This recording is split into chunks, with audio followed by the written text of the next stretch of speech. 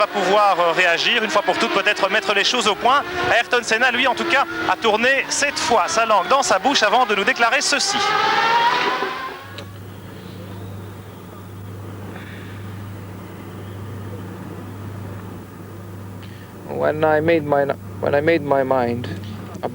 Quand je me suis fait à l'idée de ne pas courir l'année prochaine, si je ne continue pas chez McLaren 100 ans, c'est parce que je savais que Honda se retirait et que je ne pouvais voir aucune issue avantageuse à court terme.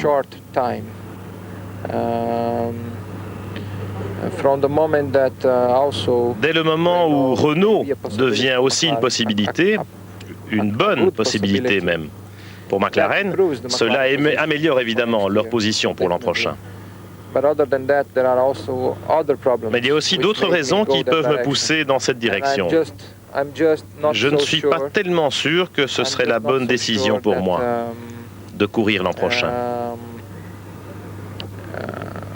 It will be still the right decision for me to race next year. One thing is sure. Ce qui est certain, c'est qu'en juillet, j'étais prêt à m'arrêter à 100%. Les derniers événements me rendent très frustré et complètement insatisfait. Je suis un peu, comment dire, un peu fâché. Je ne peux pas accepter ce qui se passe. Je me suis fait balader par Prost jusqu'à présent. Les principes fondamentaux de notre activité sont complètement faussés. Et cela, je ne l'accepte pas. Malheureusement, et cela me peine de le dire, c'est un lâche.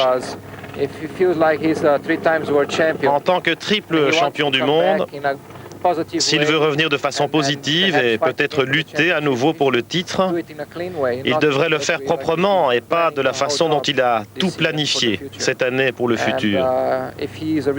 S'il est un vrai champion, s'il est aussi réglo qu'il le clame, il devrait être prêt à combattre loyalement, sans conditions préalables, sans droit de veto sur aucun pilote.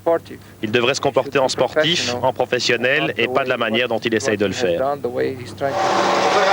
Voilà, alors Ayrton Senna, très mécontent, vous l'entendez, et puis il vous taille un sérieux costard, là, Alain, alors est-ce que vous êtes un lâche? Premièrement, je ne suis pas un lâche, il le sait très bien.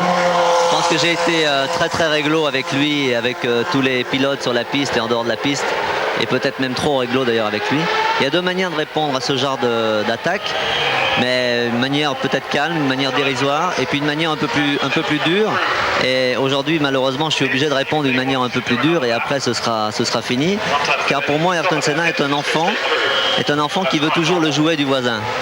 Je crois que la déclaration de Patrick Faure et de Frank Williams a été claire. Ils n'ont pas l'intention de mettre deux pilotes dans une équipe. Pilotes qui savent très bien impossible la cohabitation. Quand même se rappeler que Senna, il y a 2 ans, a dit qu'on allait se disputer le championnat d'une manière loyale et qu'au Japon, il m'a sorti volontairement au premier virage. Il a dit que c'était pas vrai et une année après, il est revenu sur ses déclarations. Donc pour moi, tout Senna, c'est tout là. Aujourd'hui, il fait rire le paddock. Tout le monde dit, voilà, c'est un enfant qui veut le jouet du voisin. Et malheureusement, c'est triste d'en arriver là. C'est pour ça qu'il faut penser au sport. Le vrai sport, c'est que s'il est aussi fort, il ne faut pas qu'il prenne 3 mois de vacances. Il faut qu'il travaille, il faut qu'il mette sa voiture au point. Il ne faut pas que quelqu'un d'autre lui la mette au point comme je l'ai mis au point pendant 2 ans. Et après, faire passer les autres pour des méchants et lui pour un bon. S'il a un moteur Renault dans sa McLaren, je serais ravi. Et on pourra lutter à armes égales, aussi bien talent pilote que metteur au point, sur la piste l'année prochaine. C'est le seul défi que je lui lance. Est-il exact, Alain, qu'il y avait un droit de veto, que vous vous êtes opposé à sa venue éventuelle chez Williams?